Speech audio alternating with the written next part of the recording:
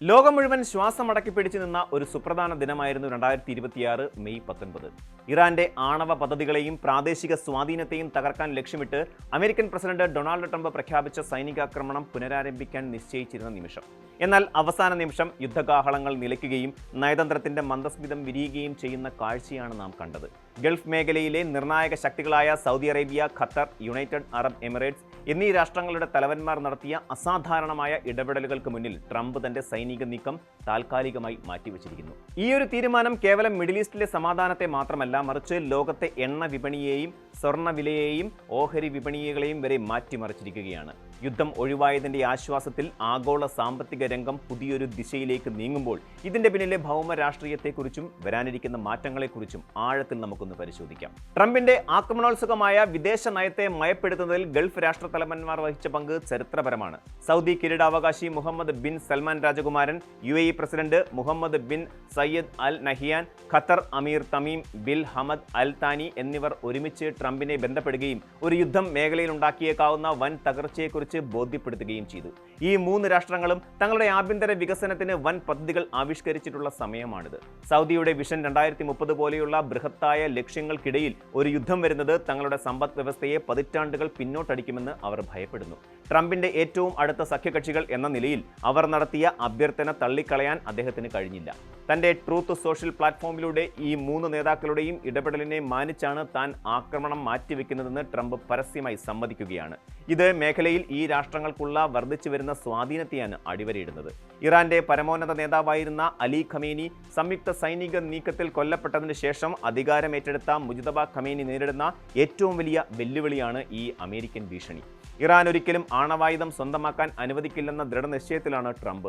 ഇറാന്റെ ആണവ പദ്ധതികൾ ഒറ്റ യൂണിറ്റിലേക്ക് ചുരുക്കണമെന്നും വിദേശത്ത് മരവിപ്പിക്കപ്പെട്ട ആസ്തികൾ സംബന്ധിച്ച അമേരിക്കയുടെ നിബന്ധനകൾ അംഗീകരിക്കണമെന്നുമാണ് ട്രംപിന്റെ ആവശ്യം. എന്നാൽ തിരിച്ചും ഇറാൻ ചില കടുത്ത ഉപാധികൾ മുന്നോട്ട് വയ്ക്കുന്നുണ്ട്. തങ്ങൾക്ക് ഏർപ്പെടുത്തിയിട്ടുള്ള ഉപരോധങ്ങൾ പൂർണ്ണമായും നീക്കുക, യുദ്ധം മൂലമുണ്ടായ നാശനഷ്ടങ്ങൾക്ക് നഷ്ടപരിഹാരം നൽകുക എന്നിവയാണ് മുജ്തബ ഖമേനിയുടെ പ്രധാന ആവശ്യങ്ങൾ.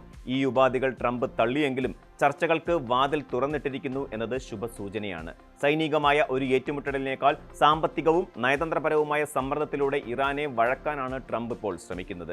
യുദ്ധഭീതി ഒഴിഞ്ഞതോടെ ആഗോള എണ്ണവിലയിൽ കാര്യമായ ഇടിവുണ്ടായി എന്നതാണ് സാമ്പത്തിക വിദഗ്ധർ ഉറ്റുനോക്കുന്ന പ്രധാന മാറ്റം. ഹോർമൂസ് കടലിടുക്ക് പോലെയുള്ള തന്ത്രപ്രധാനമായ പാതകൾ യുദ്ധം മൂലം അടയുമെന്ന ഭീതിയിൽ കുതിച്ചുയർന്ന ക്രൂഡ് ഓയിൽ വില ട്രംപിന്റെ പിൻവാങ്ങലോടെ താഴേക്ക് പതിച്ചു. US ക്രൂഡ് വില ബാരലിന് $102.6 ബ്രെന്റ് ക്രൂഡ് $109.5 താഴ്ന്നു. ഇത് ഇന്ത്യയെ പോലെയുള്ള ഇറക്കുമതിയെ ആശ്രയിക്കുന്ന രാജ്യങ്ങൾക്ക് വലിയ ആശ്വാസമാണ് നൽകുന്നത്. എണ്ണവില കുറഞ്ഞതോടെ ഡോളർ സൂചികയിലും ഇടിവുണ്ടായി. എന്നാൽ വിരോധാഭാസമെന്ന് പറയട്ടെ, സ്വർണ്ണവില ഉയരുകയാണ് ചെയ്തത്. ആഗോളതലത്തിൽ നിലനിൽക്കുന്ന അനിശ്ചിതത്വം നിക്ഷേപകരെ സ്വർണ്ണത്തിലേക്ക് തിരിയാൻ പ്രേരിപ്പിക്കുന്നു എന്നതിന്റെ സൂചനയാണിത്. ഡോളറിന്റെയും ബോണ്ട് ഈൽഡിന്റെയും ഇടിവ് സ്വർണ്ണത്തിന് ഗുണകരമായി മാറുകയായിരുന്നു. രാജ്യാന്തര വിപണിയിൽ സ്വർണം ഔൺസിന് $4,557 എന്ന ഉയർന്ന നിലവാരത്തിലേക്ക് എത്തിയത് സാധാരണക്കാരുടെ കുടുംബ ബജറ്റിനെ ബാധിച്ചേക്കാം. ഇന്ത്യൻ ഓഹരി വിപണികളെ സംബന്ധിച്ചിടത്തോളം ഈ വാർത്ത വലിയൊരു ഉത്തേജനമാണ് നൽകുന്നത്. എണ്ണവില കുറയുന്നത് ഇന്ത്യയുടെ കറണ്ട് അക്കൗണ്ട് കമ്മി കുറയ്ക്കുമെന്നതിനാൽ നിക്ഷേപകർ ആത്മവിശ്വാസത്തിലുമാണ്. വിദേശ നിക്ഷേപകർ ഇന്ത്യൻ വിപണിയിൽ കൂടുതൽ താൽപര്യം കാണിക്കുന്ന ഒരു സാഹചര്യത്തിലേക്കാണ് കാര്യങ്ങൾ ഇപ്പോൾ നീങ്ങുന്നത്. ലോകം മിഡിൽ ഈസ്റ്റിലെ സംഭവ വികാസങ്ങളിൽ ശ്രദ്ധ കേന്ദ്രീകരിക്കുമ്പോൾ ദൂരക്കിഴക്കൻ ഏഷ്യയിൽ മറ്റൊരു സുപ്രധാന നീക്കം നടക്കുന്നുണ്ട്. റഷ്യൻ പ്രസിഡന്റ് വ്ളാഡിമിർ പുടിൻ 2 ദിവസത്തെ സന്ദർശനത്തിനായി ചൈനീസ് തലസ്ഥാനമായ ബീജിംഗിലെത്തിയിരിക്കുകയാണ്. ട്രംപ് ചൈന സന്ദർശിച്ച് മടങ്ങിയ ഉടനെ പുടിൻ എത്തുന്നത് വെറുമൊരു യാദൃശ്ചികതയല്ല. ഇറാൻ വിഷയത്തിൽ ചൈനയും റഷ്യയും സ്വീകരിക്കുന്ന നിലപാട് അമേരിക്കയുടെ അതീശത്വത്തിന് വെല്ലുവിളിയാകുമെന്ന കാര്യം ഉറപ്പാണ്. ഇറാന്റെ പ്രധാന സഖ്യകക്ഷികൾ എന്ന നിലയിൽ ഷീ ജിൻപിങ്ങും പുടിനും നടത്തുന്ന ചർച്ചകൾ വരും ദിവസങ്ങളിൽ ട്രംപിന്റെ നീക്കങ്ങളെയും സ്വാധീനിക്കും.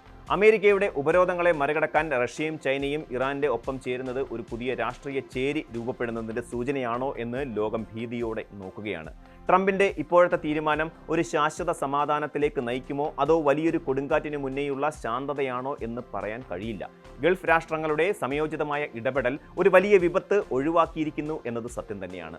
എന്നാൽ ഇറാന്റെ ആണവ പദ്ധതി സംബന്ധിച്ചും ഉപരോധങ്ങൾ സംബന്ധിച്ചും അമേരിക്കയും ഇറാനും തമ്മിലുള്ള അഭിപ്രായ വ്യത്യാസങ്ങൾ ഇപ്പോഴും നിലനിൽക്കുകയാണ്. നയതന്ത്രജ്ഞതയും നേതൃപാടവവും പരീക്ഷിക്കപ്പെടുന്ന ഒരു കാലഘട്ടമാണിത്. ഭൗമ രാഷ്ട്രീയത്തിലെ ഈ മാറ്റങ്ങൾ ആഗോള സമ്പദ് വ്യവസ്ഥയെ എങ്ങനെ മാറ്റിമറിക്കും എന്നത് വരും ആഴ്ച ചർച്ചകളിൽ വ്യക്തമാകും. സമാധാനത്തിനായുള്ള ഓരോ നീക്കവും വിപണികളിൽ പോസിറ്റീവ് ചലനങ്ങൾ ഉണ്ടാക്കുമെങ്കിലും ലോക നേതാക്കൾക്കിടയിലെ പരസ്പര വിശ്വാസത്തിന്റെ അഭാവം ഇപ്പോഴും ഒരു കറുത്ത മേഘമായി അവശേഷിക്കുന്നുണ്ട്. എന്തായാലും ആഗോള വിപണിയിലെ ഈ മാറ്റങ്ങൾ നിക്ഷേപകർക്കും സാധാരണക്കാർക്കും ഒരുപോലെ ശ്രദ്ധിക്കേണ്ട ഒന്നാണ്. ഒരു യുദ്ധമില്ലാത്ത ലോകം സാമ്പത്തികമായ ഉണർവിനൊപ്പം തന്നെ മാനവികതയുടെ കൂടി വിജയമായി നമുക്ക് കാണാം. വരും ദിവസങ്ങളിലെ ഷീ പുടിൻ ചർച്ചകളും ട്രംപിന്റെ അടുത്ത ട്വീറ്റുകളും ലോകഗതിയെ നിർണ്ണയിക്കുന്നതിൽ നിർണായകമാകുമെന്ന കാര്യം ഉറപ്പാണ്.